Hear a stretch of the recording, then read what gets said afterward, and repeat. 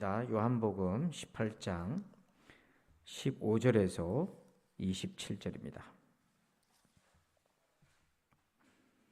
요한복음 18장 15절부터 27절 신약성경 179쪽에 있습니다. 우리 함께 교독하겠습니다. 화면을 참고해 주시길 바랍니다.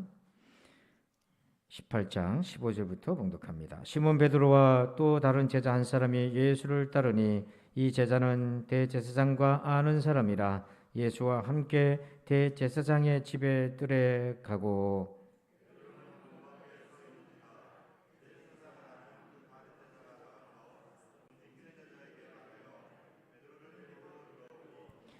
문지기는 요종이 베드로에게 말하되 너도 이 사람의 제자 중 하나가 아니냐 하니 그가 말하되 나는 아니라 하고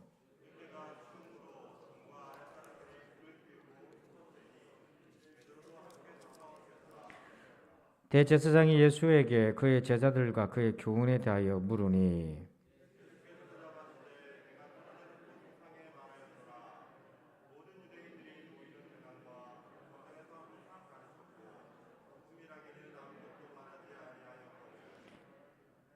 어찌하여 내게 묻느냐 내가 무슨 말을 하였는지 들은 자들에게 물어보라 그들이 내가 하던 말을 아느니라.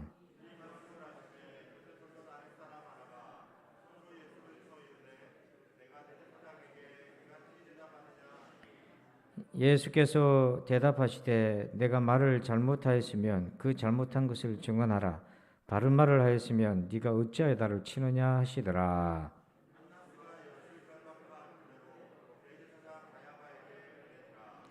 시몬 베드로가 서서 불을 쬐더니 사람들이 묻되 너도 그 제자 중 하나가 아니냐 베드로가 부인하여 이르되 나는 아니라 하니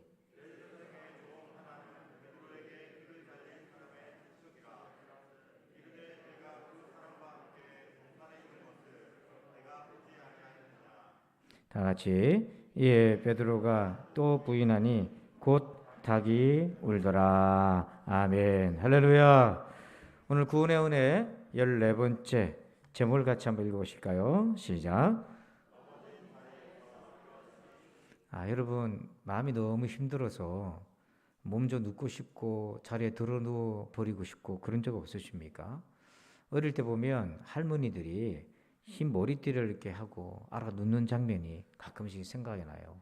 그래서 제가 어렸을 때는 할머니가 왜 저러지 잘 몰랐어요. 그냥 몸이 아파서 머리가 아파서 저렇게 하면 머리가 좀 나아지나 안 아프실까 그렇게 생각했는데 시간이 흘러서 보니까 꼭 몸이 아파서만 그런 게 아니고 마음이 다쳐가지고 오늘날 개념을 말하면 마음이 우울해가지고 일어나기도 싫고 밥도 먹기도 싫고 그런 때가 있었던 것 같아요.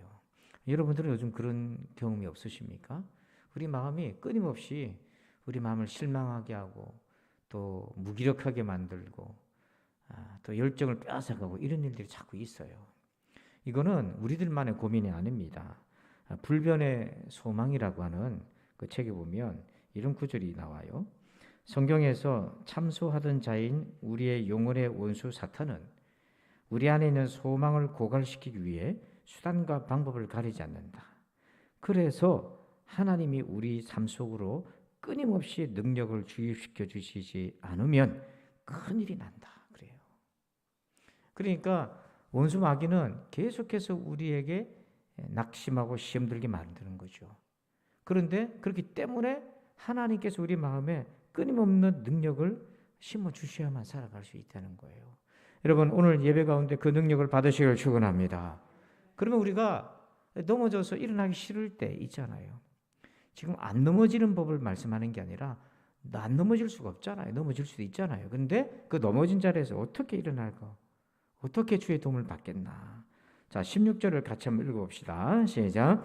베드로는 문 밖에서 있는지라 대제사장을 아는 그 다른 제자가 나가서 문 지키는 여자에게 말하여 베드로를 데리고 들어오니 예수님이 대제사장 안나스의 집에 끌려가셨어요. 근데 베드로가 들어가지 못하고 문 밖에 서 있었는데 여기 보면 특이한 장면이 나오는데 다른 제자 이름이 없어요. 거론되지 않습니다. 그런데 이 다른 제자는 그 대제사장 집에 자유롭게 들락할 수 있어요. 보니까 대제사장과 아는 사이인 거죠. 근데 베드로가 못 들어가고 문 밖에 있으니까 베드로에게 여자에게 말해서, 문지기 여자에게 말해서 베드로를 데리고 들어오는 장면입니다. 그러니까 이걸 보면 문지기 여자는 이미 베드로가 예수의 제자라는 걸 알고 있는 거죠. 왜냐하면 다른 제자가 소개해가지고 들어왔기 때문에 아는 사이였던 거죠. 그런 상태인데도 불구하고 17절을 보니까 문지키는 여종이 베드로에게 말하되 너도 이 사람의 제자 중 하나가 아니냐 하니 그가 말하되 나는 아니라 하고 아니다 이렇게 얘기합니다. 나는 교회 안 다닙니다. 나는 하나님 안 믿어요. 나는 그리스도인이 아닙니다. 나는 예수님의 제자가 아니다 라고 부인하는 거예요. 또 26절에 가면 목격자가 있습니다. 베드로가 대제사장 종이 길을 배웠는데 그 친척이 그 자리에 있었던 거예요. 대제사장의 종 하나는 베드로에게 길을 잘린 사람의 친척이라 이르되 네가 그 사람과 함께 동산에 있는 것을 내가 보지 아니하였느냐. 목격자가 있었던 거예요. 교회 안 다닌다고 그랬는데 교회 다니는 거 본 사람이 있는 겁니다. 성경 끼고 다닌 걸 본 사람이 있는 거예요. 그런데도 불구하고 베드로 나 교회 안 다닙니다. 나 예수 믿는 사람 아니에요. 나 예수님 모릅니다. 나 제자 아닙니다라고 부인한 거죠. 그러니까 베드로는 예수님을 지키는데도 실패했고 자기 믿음 지키는 것도 실패했습니다.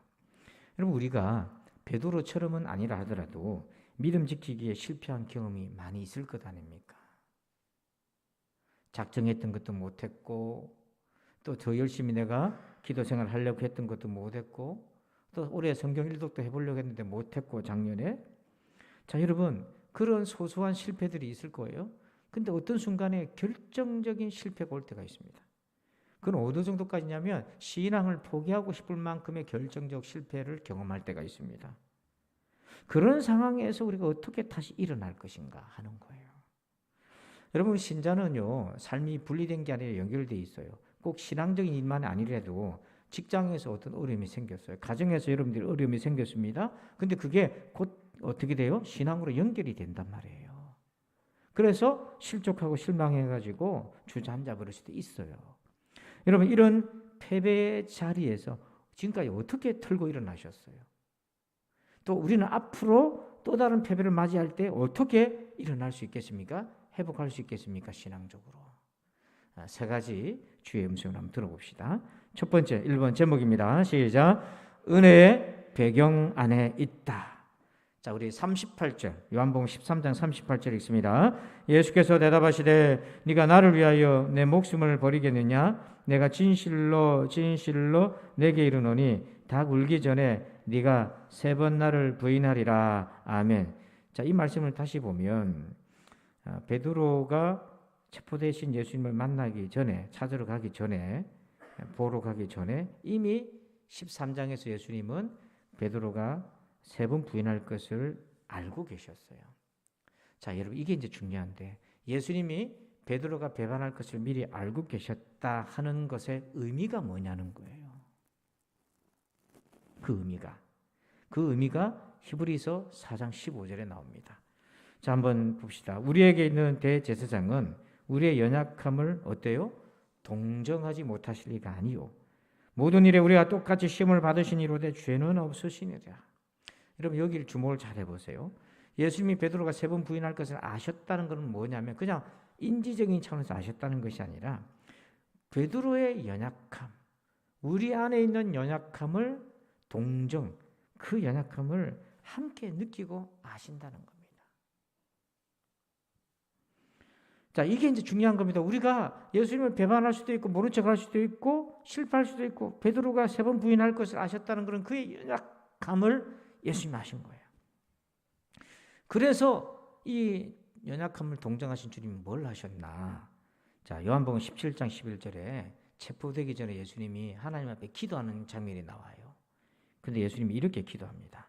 나는 세상에 더 있지 아니하오나 그들은 제자들이죠. 그들은 세상에 있사옵고 나는 아버지께로 가옵나니 거룩하신 아버지여 내게 주신 아버지의 이름으로 그들을 제자들을 보존하사 우리와 같이 그들도 하나 되게 하옵소서.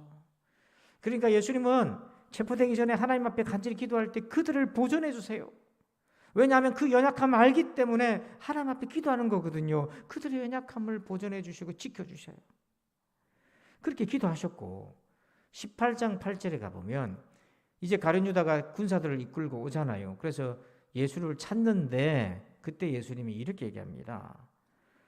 예수께서 대답하시되 너희에게 내가 그니라 하였으니 나를 찾거든 내가 여기 있다 하시면서 뭐라고 했냐면 이 사람들이 제자들을 가리키죠. 이 사람들이 가는 것은 용납하라.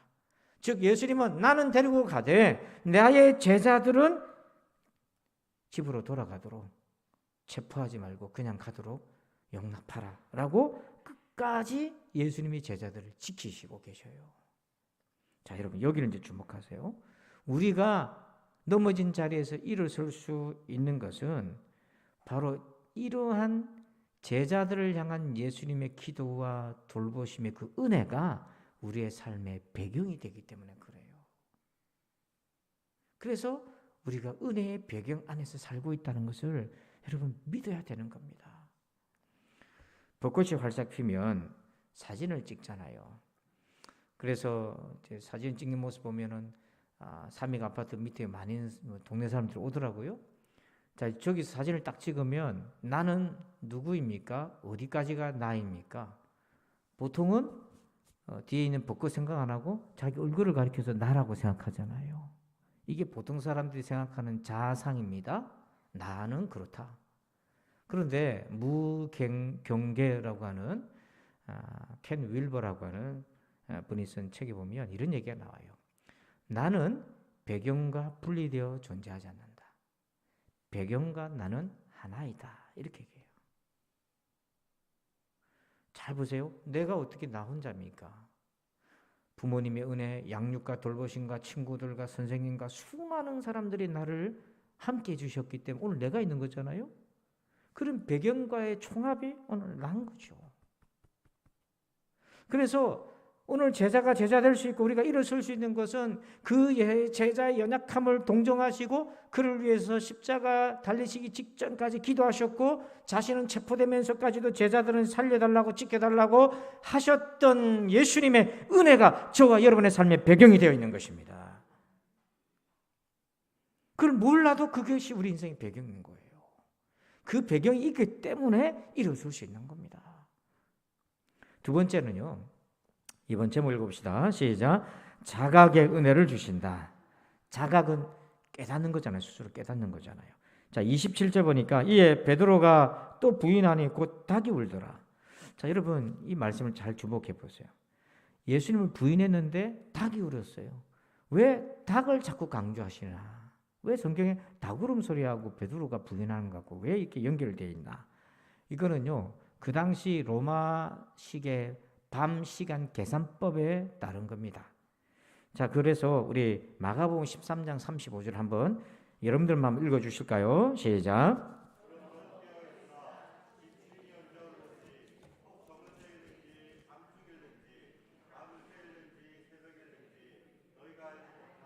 아멘. 자, 여기 35절을 보면 밤을 4등분을 합니다. 저물 때, 해가 떨어질 저물 때. 그 다음에 밤중, 아마 자정까지 12시까지. 그 다음에 닭 울 때가 뭐냐면 12시부터 새벽 동트기 전까지. 그리고 새벽 무렵에 동트기 직전의 무렵. 이렇게 4등분을 합니다. 근데 닭 우는 소리가 들렸다는 것은 베드로가 예수님 부인했던 시간이 뭡니까? 우리식으로 얘기하면 1시에서 한 새벽기도 하기 전까지 한 3, 4시 사이 그 시간대라고 하는 거예요. 근데 사람이 잠이 들면 그 시간대 가장 깊은 잠을 들잖아요. 그래서 이 마가복음 13장 35절은 단지 시간을 4등분한 것이 아니라 이 닭 울음소리는 뭐와 연결되어 있냐면 우리의 영적 상태인 거죠. 그래서 36절 이어서 이렇게 말씀합니다. 그가 호련히 와서 너희가 뭐하는 것을? 자는 것을 보지 않도록 하라. 그래서 닭 울음소리는 뭐냐면 제자들이 영적으로는 잠든 시간이라는 거예요. 그러니까 지금 첫 번째 예수님을 부인하고 두 번째도 부인하고 세 번째도 부인할 동안에 베드로가 몰랐어요. 자기가 지금 어떤 상태인지를 자각을 못하고 있는 거예요. 몸은 예수님이 체포되는 그 시간에 자기도 흥분해가지고 대제사장이 종의 귀를 자를 정도로 아드레날린이 막 분비되고 흥분한 상태이지만 그의 영혼은 잠든 상태였다. 오늘날 사람들이요, 몸은 막 활성화되어 있습니다. 에너지가 과잉되어 있는데 영적으로 보면 잠든 상태로 얼마든지 좀비 상태로 살아갈 수 있잖아요. 근데 갑자기 닭울음 소리가 들렸고 이윽고 베드로의 잠든 상태에서 깨어납니다.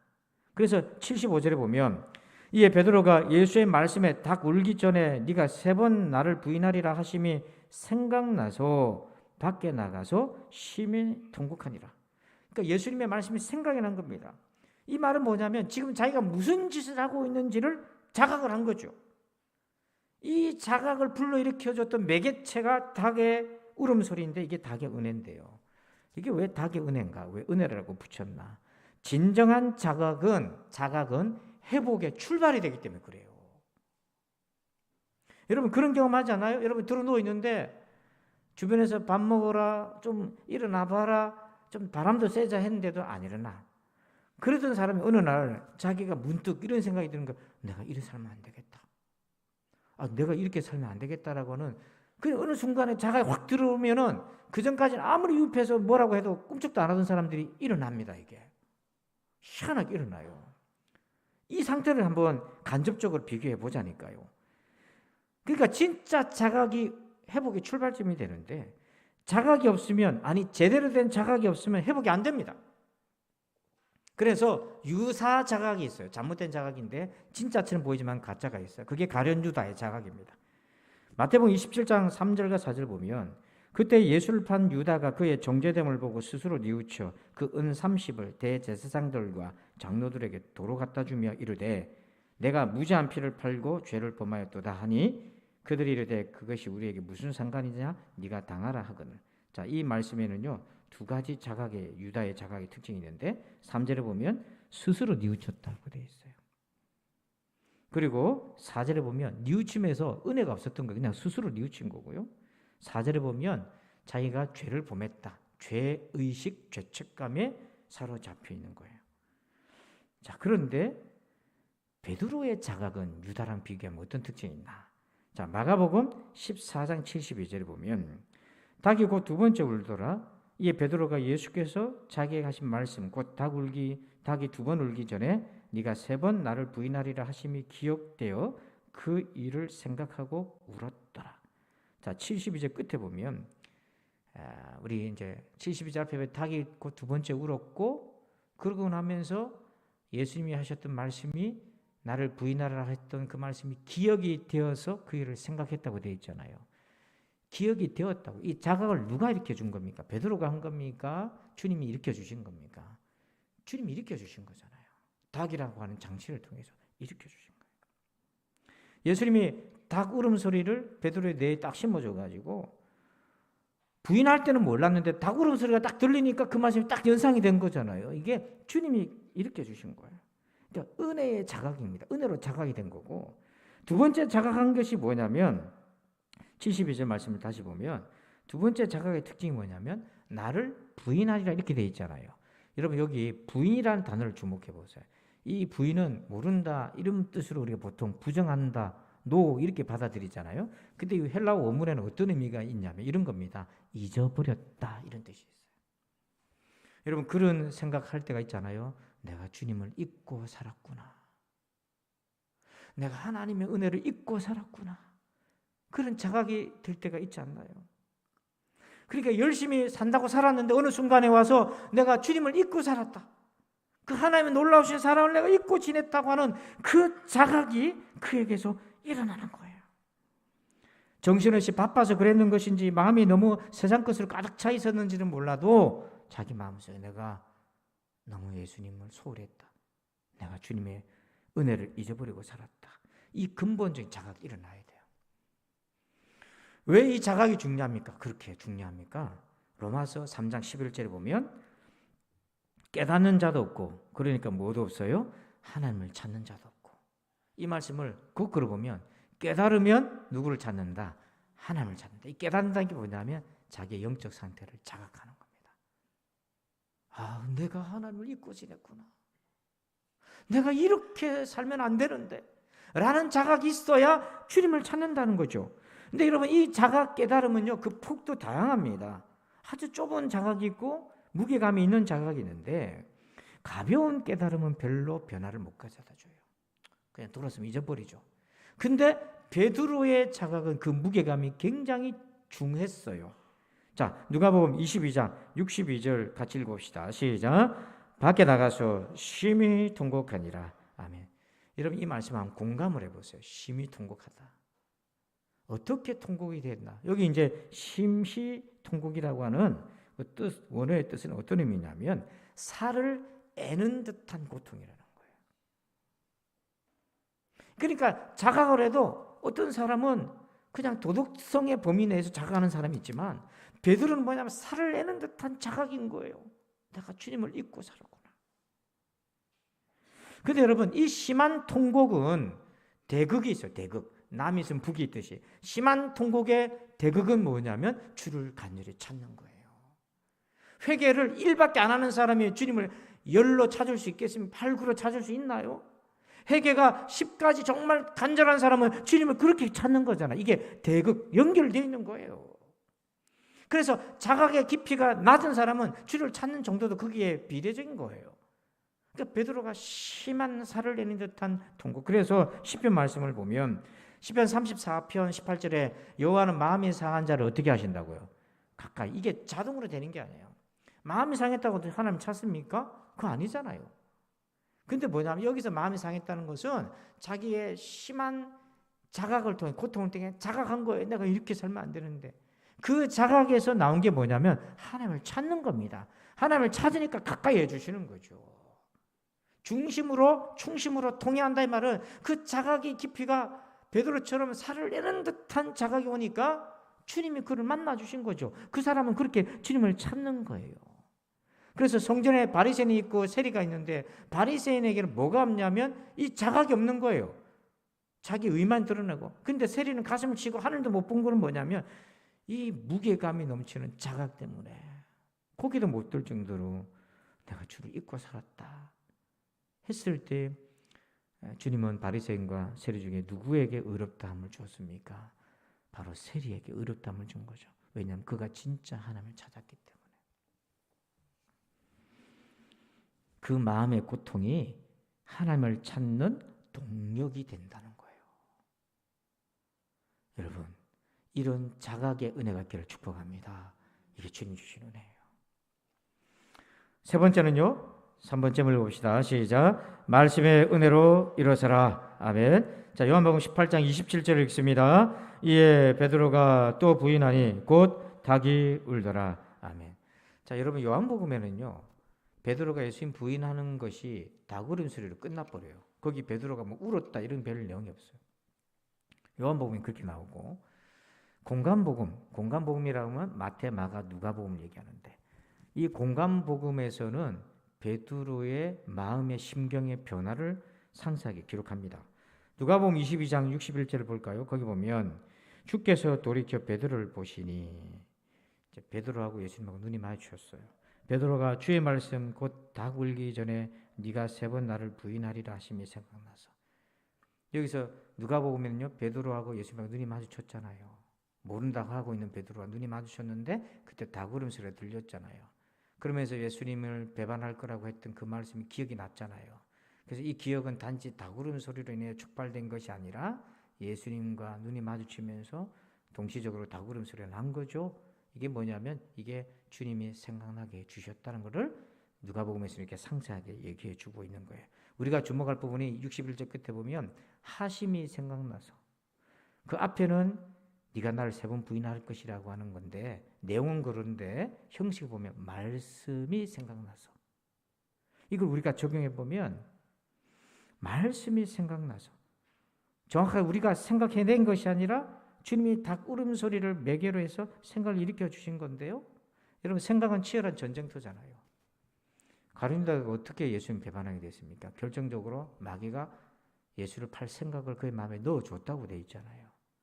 생각에서 이미 배신했고 행동으로 옮겨진 거죠. 근데 예수님은 어떻게 하셨냐면 베드로에게 말씀을 그의 생각에 심어준 거예요. 그래서 예수님은 3년 동안 제자들에게 계속해서 뭐냐면 제자들의 생각 속에 말씀을 심어준 거예요. 그래서 닭울음소리랑 함께 기억이 났다는 것은 예수님 하셨던 말씀을 주님께서 끄집어내어 주신 거죠. 그럼 우리가 맨날 닭울음소리 들어야 되겠습니까? 오늘부터 이제 은혜 받아가지고 휴대폰에 닭울음소리를 알람을 바꿔놓겠습니까? 그게 아니고요. 성경 전체를 보면 이게 생각을 나게 하신 분이 있잖아요. 자, 요한복음 14장 26절. 우리 화면 보고 한번 읽어볼까요? 시작. 성령, 그가 너에게 모든 것을 가르치고 내가 너에게 말한 모든 것을 생각나게 하리라. 아멘. 성령께서 우리가 이미 들었던 말씀을 뭐하게? 생각나게 해주셔요. 참 이게 성령님의 신비로운 사역입니다. 성령님이 하시는 거는요, 우리가 말씀을 들었을 때 그걸 우리 말씀과 삶과 연결을 시켜주는 거예요. 이 연결이 튼튼하려면, 형통하려면 저와 여러분이 말씀을 듣고 배우고 묵상하는 시간을 반드시 가져야 됩니다. 이거 없으면요, 뭘로 연결을 시킵니까? 지금요, 베드로를 비롯한 제자들이 3년 동안 얼마나 많은 말씀을 들었어요. 그런데 주님이 체포될 때 다 도망가 버렸어요. 그것만 보면은 말씀이 아무 능력이 안 되는 것처럼 보이잖아요. 근데 베드로를 보세요. 가장 정확하다는 표현보다는 적확한 순간에 베드로가 들었던 말씀을 우리 주님께서 끄집어내 주셨어요. 이게 이제 때가 중요하거든요. 타이밍이 중요하거든요. 우리 성도들이요, 가끔씩 예배 시간에 숙면을 취하는 분들이 핑계 삼아 저한테 하시는 얘기가 있어요. 목사님요, 돌아서면 잊어버려요. 이 양 잊어버릴 건 내가 좀 자겠습니다. 편히 주무시라고 하는 얘기예요. 근데 여러분, 농담식으로 얘기를 하시는데, 여러분, 그렇다고 제가 서가지고, 아이고, 어차피 잊어버릴까, 뭐, 설교 하나만 하면 뭐하나, 뭐, 대충 하고 말지. 이러면 됩니까, 안 됩니까? 안 되죠. 나는 안 되고 여러분은 됩니까? 이게 뭐냐면, 잘 들으세요. 우리의 기억력은 약해요. 맞잖아요. 돈을 줬는지 안 줬는지도 모르겠고, 받았는지 안 받았는지도 몰라. 약해. 근데 성령님은 약하세요, 강하세요? 그래서 그런 거예요. 여러분, 기억력에 의존하지 말고 성령님을 의지하시기 바랍니다. 희한합니다. 기억은 안 나는데 어느 순간인가 생각이 나요. 내가 낸 게 아니라니까요. 그래서 앤드류 모레이 목사님은 이렇게 얘기하십니다. 성령님에 대해서. 하나님께로부터 오시는 분, 성령, 그리스도께서 데리고 오신 분이 곧 성령이시며 그는 우리의 생명이 되시고 말씀을 받아서 우리의 생명으로 동화시키면서 우리들 속에서 하나님과 그리스도를 진리와 능력이 되게 하실 것이다.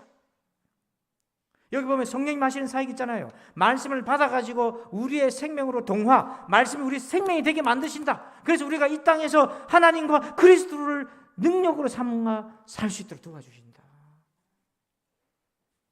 이게 성령님 하시는 역할이에요. 그래서 성령 충만하다는 게 다른 게 아닙니다. 말씀을 열심히 부지런히 배우고 익히고 묵상하면서 성령께서 그 말씀의 능력으로 살아가도록 돕는 것을 경험하시기를 축원합니다. 여러분, 직장 선교 또는 직장 사역의 대부로 알려져 있는 방성기 목사님, 예전에 이랜드 사모기도 하셨는데요. 이분이 세월이 흘러서 은퇴를 하셨는데 이분은 평생 자기 일을 살린 말씀이 로마서 8장 28절이라고 합니다. 우리가 알거니와 하나님을 사랑하는 자 곧 그 뜻대로 부르심을 입은 자들에게는 모든 것이 합력하여 선을 이루느니라. 이 말씀으로 자기를 3번 살리셨대요. 한 번은 대학생 때 연애를 했는데 연애를 실패해 보신 분은 알 겁니다. 너무 좋아했는데 자매가 자기를 싫다고 차였어요. 그러면 우리 보통 생각에 다시 또 다른 사람 만나면 되지 이렇게 되는데 너무 좋아하면 그런 생각이 들어요, 안 들어요? 해봤어야 알지 사랑을. 참. 너무 좋아하면 그 생각이 안 듭니다. 그러니까 목사님도 그랬던 거죠. 부끄러운 고백이라고 얘기하면서. 그래서 자기도 모르게 약 먹고 죽어버리니까 이 생각이 들더라는 거예요. 주변에서 아무리 얘기해주고 해도 신앙적으로 얘기해줘도 귀도 안 들어오더래요. 그래가지고 정말 생각이 꽉 차면 실행에 옮기게 되는데 갑자기 이 말씀이 생각이 나는 겁니다. 모든 것이 합력하여 선을 이룬다. 자, 이 말씀이 생각이 나면서 속에서 어떤 변화가 있냐면 지금은 정말 내가 속상하고 죽고 싶지만 혹시 이 일이 나중에 나한테 유익돼서 돌아오지 않겠나라는 생각이 들더래요. 그러니까 사람들이 뭐라고 할 때는 안 받아들이던 사람이 자기 속에서 말씀이 생각나고 그걸 비춰서 생각해 보니까 그래, 지금은 내가 너무 쓰고 아픈데 이게 나한테 유익이 돼서 돌아올 수도 있지 않겠나. 또 지금 이 자매 말고 나한테 정말 맞는 자매가 나중에 또 하나님이 나한테 붙여주시지 않겠어? 라는 생각으로 마음이 틀어지더라. 이 방향이 안 틀어져가지고 사람들이 힘든 건데 성령께서 방향을 틀어주신 거죠. 그러니까 좀 전까지만 해도 뭘 먹고 죽겠다고요? 예, 떡볶이 먹고 죽겠다고 했는데, 예, 제가 언제 떡볶이 얘기했습니까? 잘 들으세요. 약 먹고 죽겠다 했는데 갑자기 생각이 바뀌었어요. 근데 나중에 장가를 갔어요. 갔는데 누구랑 장가를 갔나? 자기를 사지로 몰았던 그 사람하고 다시 만나서 결혼했다잖아요. 예. 그래가지고 더 행복한 삶을 살게 됐어요. 이게 첫 번째고, 두 번째는요, 유학을 가가지고 공부를 하는데 박사과정에 들어가야 되는데 시험을 봐야 되는데 당연히 들어갈 줄 알고 한국 교회에서 장학금도 주고 주부 광고도 하고 이렇게 됐는데 떨어진 거예요. 얼마나 창피스러워요. 한국 교회도 말도 못하고 이제 다른 대학원에 박사과정 지원해야 될 시기가 다 거의 끝나가는데 어떻게 해야 돼? 자기가 봐가지고 자기 실력에 성적에 맞는 데고 여기는 들어갈 수 있겠다고 넣었는데 똑 떨어져서 너무 괴로워서 있는데 갑자기 이 말씀이 또 생각이 난 거예요. 합력하여서는 이루어 주실 거다. 그래서 담당 교수를 찾아갔어요. 입학 관련돼서 사정 얘기를 하는데 네 사정이 너무 딱하지만 이미 우리 마감됐고 안 되고 어쩔 수가 없다 하면서 고심하다가 이 교수가 뭐였냐면 다른 대학을 소개를 해주더래요. 근데 그 대학도 지원할 날짜를 얼마 안 남았는데, 근데 그 다른 대학은 뭐냐면 자기가 가고 싶었는데 실력이 안 돼갖고 지원을 못한 대학인 거라. 여기도 지금 떨어졌는데 더 높은 데 내가 가면 어떻게 하겠나고. 그래도 합력하여 선을 이루겠지 하고는 용기를 내서 교수도 추천하고 해서 마감 직전에 이제 원서를 넣었어요. 넣었는데 얼마나 조마조마하겠습니까?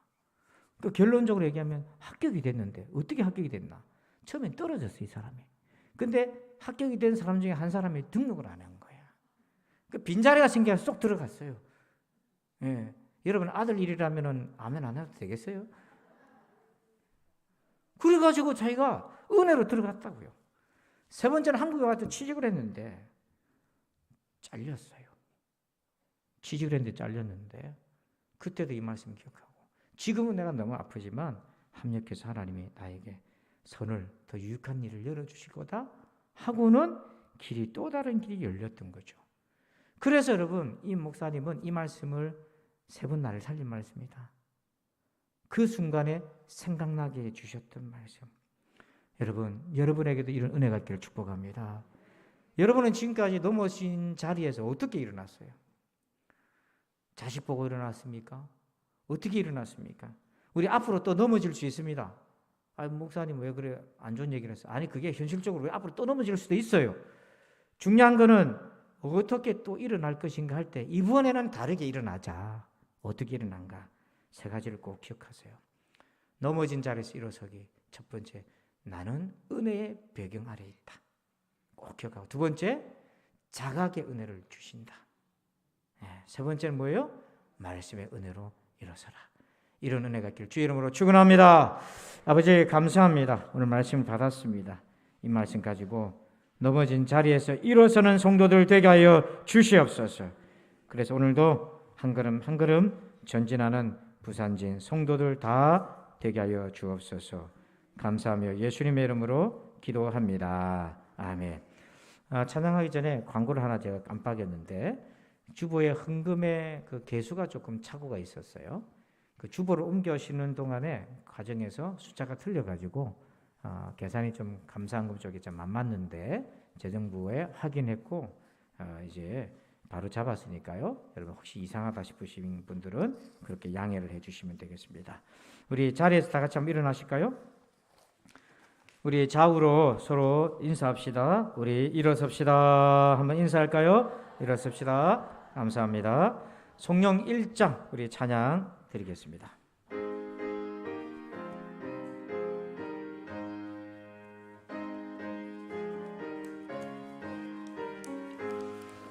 만복의 그런 하나님, 온 백성 찬송 드리고 저 천사여 찬송하세. 찬송 성부 성자 성령. 아멘. 이제는 우리 구주 예수 그리스도의 은혜와 하나님 아버지의 그 크고도 놀라우신 사랑하심과 성령님의 감화감동 교통의 충만하심의 역사하심이 넘어진 자리에서 다시 일어서기를 소원하는 저들 위해 이제부터 영원토록 함께 계실지어다. 아멘.